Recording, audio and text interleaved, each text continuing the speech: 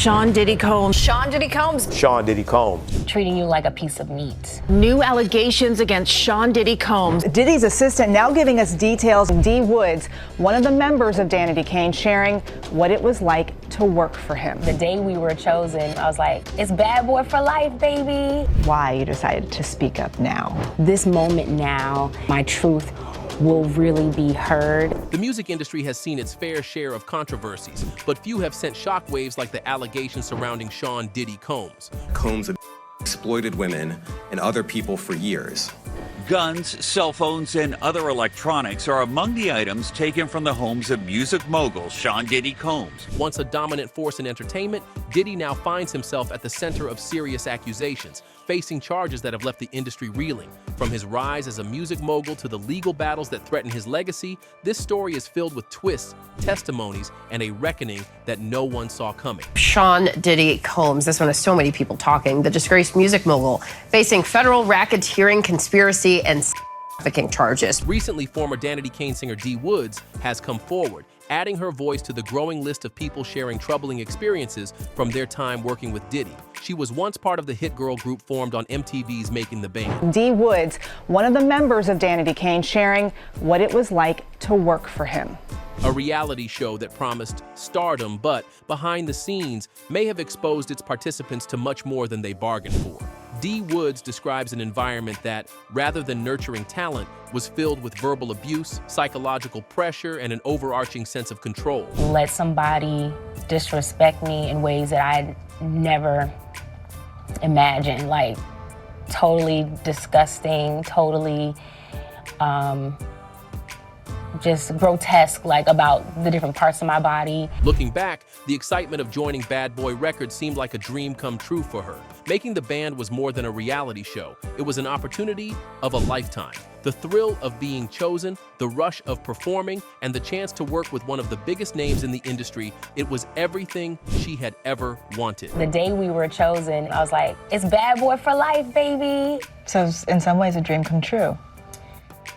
Yeah. As the cameras rolled, the reality of what was happening behind the scenes started to take a different shape. Diddy's presence was larger than life. He was the boss, the one who called the shots, and his reputation for pushing artists to their limits was well known. But according to D. Woods, How was it predatory? Somebody constantly treating you like a piece of meat. Only seeing, only valuing you for your appeal. his methods went beyond just demanding excellence. The way he spoke to the group, the pressure he put on them, and the way he picked apart their self-esteem, it all created an environment that was more oppressive than inspiring. It wasn't just about perfecting their craft, it was about breaking them down, only to build them back up in a way that suited him. Why you decided to speak up now? I would say that this moment now is a time where I feel like my experience, my truth will really be heard and actually considered and believed. In one particularly unsettling memory, she recalls being treated like an object, valued only for her looks and appeal rather than her talent. The power dynamics in play made it nearly impossible to speak out. There was no one to turn to, no safe space to voice concerns. Speaking up meant risking everything. Instead, the members of Danity Kane only had each other to confide in, sharing their struggles but feeling powerless to change anything. D. Woods sharing her story as part of a new investigation discovery docuseries, The Fall of Diddy. From the outside, he was this mogul. He was this guy who, could make your dreams come true. Despite the challenges, Danity Kane achieved massive success. Their debut was met with fanfare, their music topping charts, and their popularity soaring. But just as quickly as they rose, things took a turn. The group's momentum came to a halt when Diddy decided to fire Aubrey O'Day and D. Woods, an abrupt decision that shocked fans but made sense to those who had lived through it. By then, the tension was unbearable, and happiness was in short supply. Based on a lot of things that I've heard, you're not really a happy camper in this situation. No, I don't think anyone has been happy for a long time in this situation. Okay, so you can go too. Are you sure about that? I'm positive about that. According to D. Woods, there were red flags all along. She recalls seeing messages that made her uncomfortable, conversations that raised concerns. But in an industry where power reigns supreme, what could be done? These were moments that painted a picture of something much deeper, something more troubling than just creative disagreements. Now, years later, Diddy is facing accusations that go far beyond music. With charges related to and racketeering, his name is now associated with allegations that threaten to overshadow his decades-long career. Charging Sean Combs with racketeering conspiracy, trafficking, interstate transportation for... While he maintains his innocence, stating that the accusations are pure fiction, the voices speaking out against him are growing louder. Diddy has denied all allegations against him in the documentary. His attorneys telling ABC News the producers failed to provide sufficient time or details for his representatives to address unsubstantiated claims, adding he has full confidence in the facts and the judicial process where the truth will prevail. The accusations against him are pure fiction. For D. Woods, speaking out is not without fear. She admits that even now, she worries about the consequences of sharing her truth. The fear of retribution lingers, a reminder of the power dynamics that have silenced many before her. But she also acknowledges that staying silent hasn't changed anything either. The courage to come forward is about more than just telling her story. It's about standing up for those who felt they had no voice. The legal storm surrounding Sean Diddy Combs has just intensified. A superseding indictment has been filed in New York, adding new layers of complexity and severity to the case against the music mogul. The details emerging are not just shocking, they are disturbing, painting a picture of a man who allegedly operated an underground empire built on control, coercion, and calculated criminal activity. Cassie Ventura's lawsuit gave the blueprint for the Southern District of New York to investigate Sean Combs, and the lawsuits that followed gave the brick and mortar to build the case against him. For years, whispers surrounded Diddy, rumors, lawsuits, quiet settlements, but now federal prosecutors have compiled what they claim is undeniable evidence that Combs engaged in a pattern of abuse, trafficking, and corruption. And if you thought the original indictment was damning, the new superseding indictment takes it a step further, refining the accusations, widening the scope, and leaving little room for doubt about the government's intent to take this case all the way. Unlike what some expected, no new charges have been added, no new defendants have been named, but the language in this updated indictment is calculated, precise, and more incriminating than before. The prosecution has carefully removed certain qualifiers, broadening the scope of Combs' alleged actions. Previously described as highly orchestrated performances are now simply orchestrated. At first glance, this might seem like a minor change, just a word removed, a phrase slightly adjusted. But in the world of criminal prosecution, every word matters. This subtle yet significant shift suggests that even acts of control and coercion that were not grand productions still fall within the scope of the alleged criminal behavior. The message is clear. It's no longer just about large-scale freak-offs. It's about systematic exploitation, manipulation, and control. The government is building its case around more than just disturbing stories. It's about power, influence, and evidence. The indictment alleges that Combs not only manipulated and coerced victims, but that he actively participated in many of these acts. This isn't just a case of directing abuse from behind the scenes. It's about engaging in it, being physically present, and making sure that no one could escape his influence. One of the most damning new details involves a calculated cover-up attempt. In the wake of a brutal 2016 assault against Cassandra Ventura, we're learning shocking new details about what led to Sean Combs' brutal beating of girlfriend Cassie Ventura in an LA hotel. Prosecutors now say when this notorious video was taken, Cassie was actually fleeing a wild freak-off. An attack that was captured on hotel security footage. Prosecutors now claim that Combs and his associates paid a staggering $100,000 to obtain and destroy that footage. If this claim is proven true, it isn't just an isolated act of violence. It's an orchestrated effort to erase evidence, to silence the truth before it could ever reach the public eye, and to ensure that one of his most shocking acts of brutality would never be used against him. This raises serious questions about how deep the alleged cover-up efforts went. If Combs and his associates were willing to pay such a high price to remove evidence of a single incident.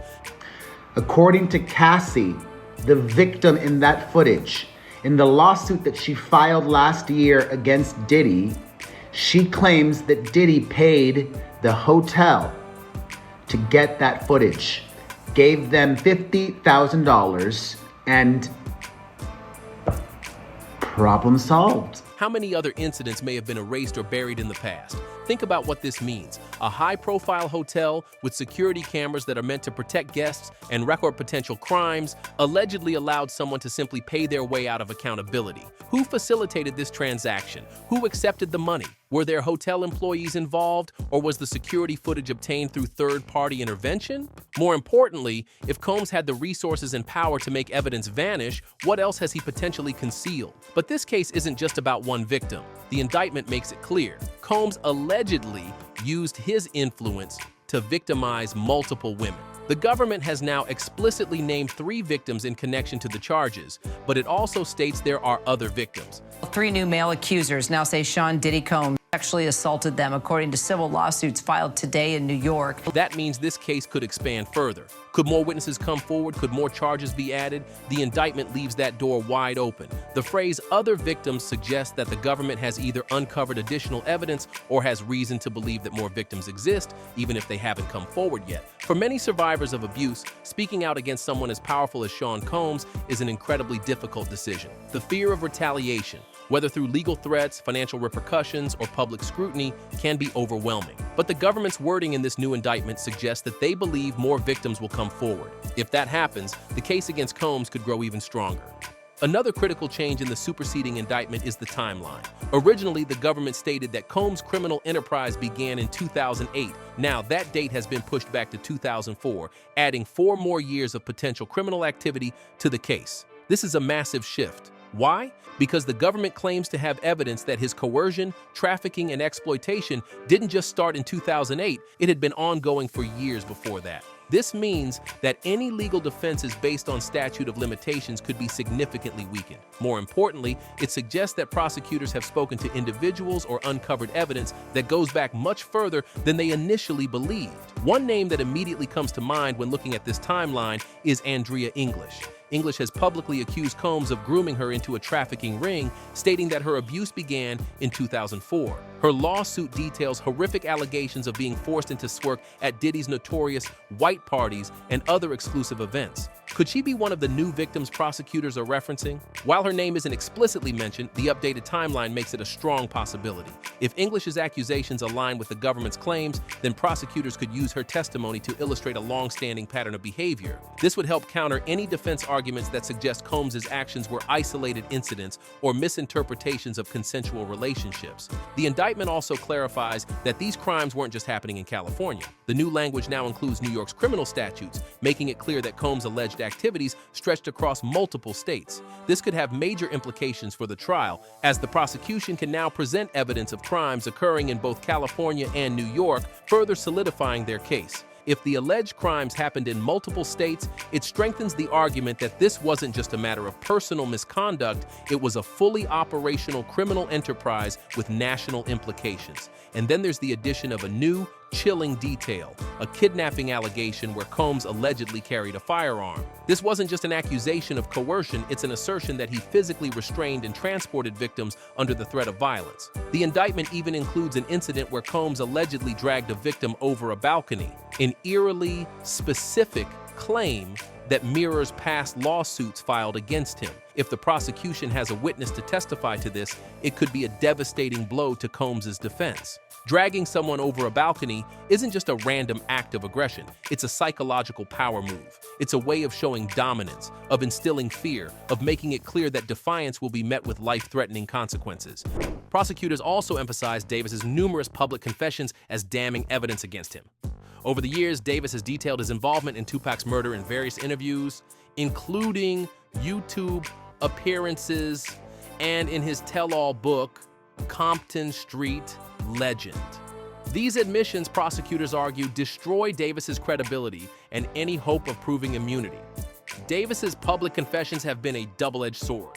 On one hand, they have brought renewed attention to the Tupac murder case, providing investigators with detailed accounts of what allegedly happened that night. On the other hand, these confessions have become the backbone of the prosecution's case against him. Prosecutors have used Davis's own words to paint a picture of a man who not only orchestrated a murder, but also reveled in the notoriety it brought him. This pattern of behavior, they argue, undermines any claims of coercion or immunity.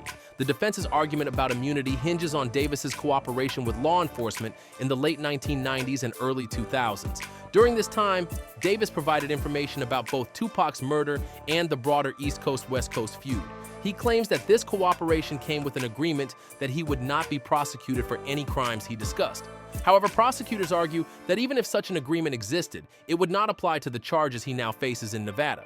They point out that Davis's alleged immunity deal was with federal authorities, not state prosecutors, and that it likely covered only specific instances of cooperation. The prosecution's stance is clear.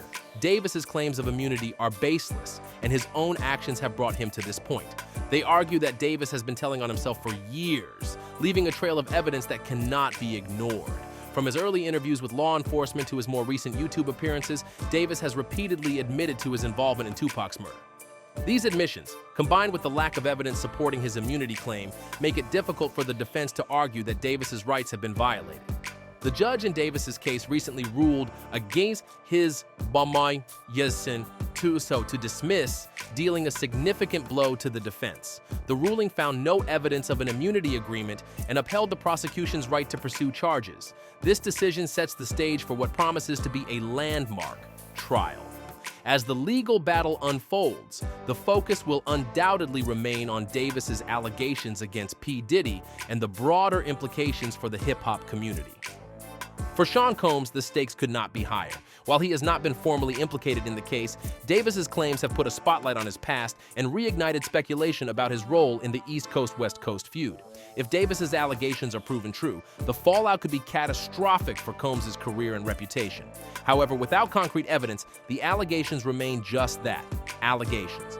Combs has consistently denied any involvement in Tupac's murder, and there's no direct evidence linking him to the crime. The ongoing legal drama serves as a reminder of the deep scars left by the East Coast-West Coast feud. The murders of Tupac Shakur and Biggie Smalls remain two of the most tragic events in music history, symbolizing a period of intense rivalry and violence within the hip-hop community. Davis's allegations against P. Diddy add a new chapter to this story, one that is as controversial as it is compelling. To understand how we got here, let's rewind. In the late 1990s and early 2000s, Davis began cooperating with law enforcement as a confidential informant. During this time, he made statements about Tupac's murder and the larger East Coast-West Coast feud. This rivalry, defined by intense competition and hostility between artists from the two coasts, had already claimed the lives of Tupac Shakur and Biggie Smalls, leaving a scar on the music industry. Not a series of isolated incidents, but a long-running orchestrated criminal enterprise. This suggests that prosecutors are confident in their case and are methodically building a legal argument that will hold up in court. One of the key elements of this case is the pattern of behavior the government is trying to establish.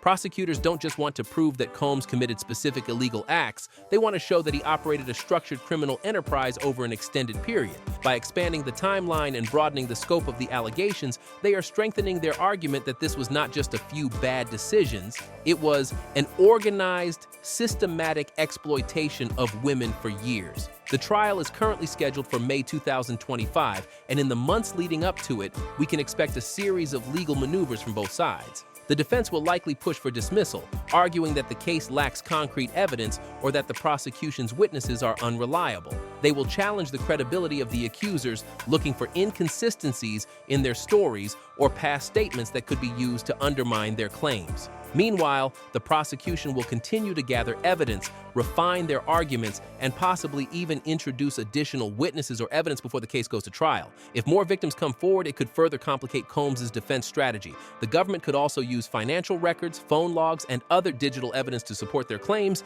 making it even harder for the defense to argue that these allegations are unfounded. But one thing is certain, this case isn't going away. The walls are closing in, and whether Combs can escape this legal battle with his freedom intact remains to be seen.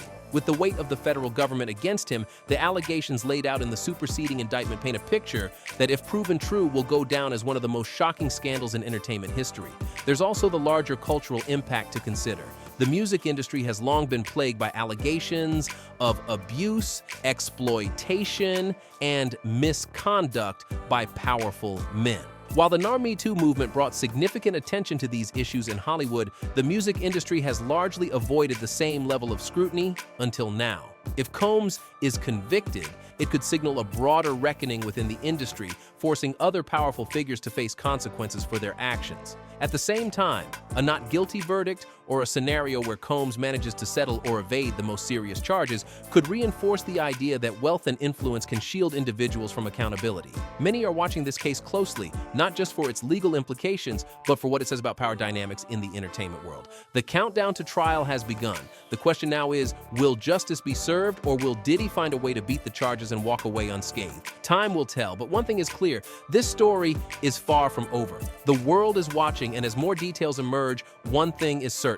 The truth, whatever it may be, will soon be revealed. In the months ahead, we can expect a media circus surrounding this case. Every new motion, every witness statement, and every court appearance will be scrutinized and dissected by the public. Combs' team will likely use every legal tool at their disposal to challenge the prosecution's case, while the government will continue to push forward with what they believe is overwhelming evidence of wrongdoing. This case could also have broader implications beyond just Combs himself. If the prosecution can prove that a criminal enterprise was at play, it may expose others who were complicit in his alleged actions. The ripple effects of this case could extend far beyond just one individual, shaking the very foundations of the industry he helped shape.